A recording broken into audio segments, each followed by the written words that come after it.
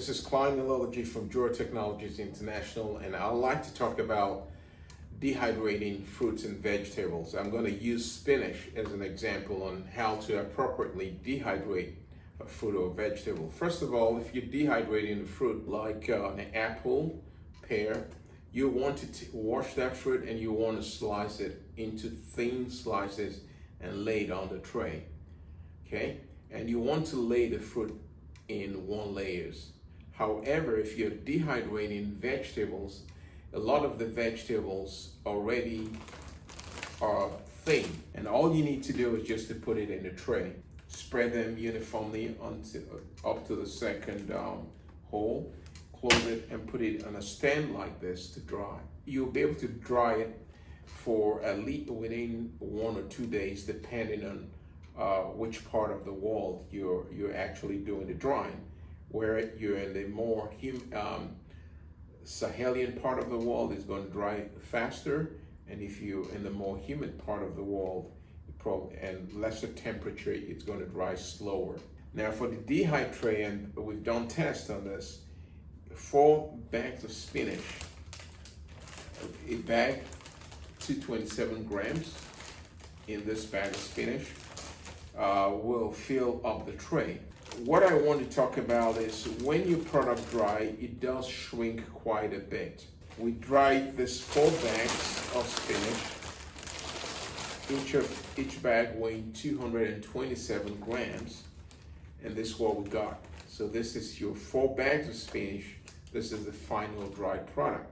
Now you can see there's a drastic reduction in volume, and that's what you expect for fruits and veggies, because they have a lot of moisture. In this case, the spinach had over 90% moisture content, so over 90% of the spinach is actually water. It makes transporting your product easier. You're not transporting this 4 bags, you're only transporting this little bag here. And the other thing you want to note is that you need to store it in an airtight bag so that it does not reabsorb moisture or rehydrate.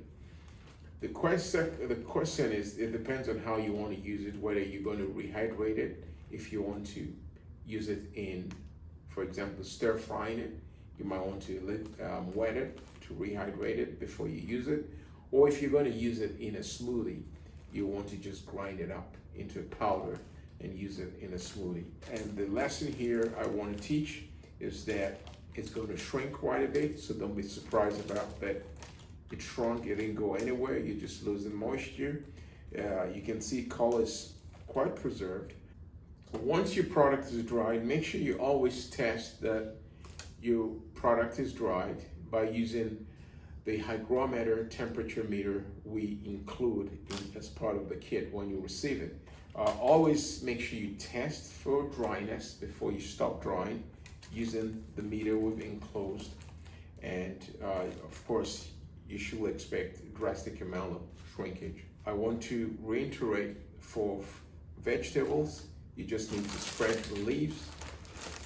No need to actually chop up the vegetables. If you chop it up before you dry, what will happen is it's going to shrink further and come out of the bottom of the tray, so you're going to lose product. So just dry in whole leaves, and it's going to break up on its own. And for fruits, you will want to slice it into thin slices: bananas, mangoes, apples, pears, and the like. Tomatoes, you want to slice it into thin slices. Thanks for listening.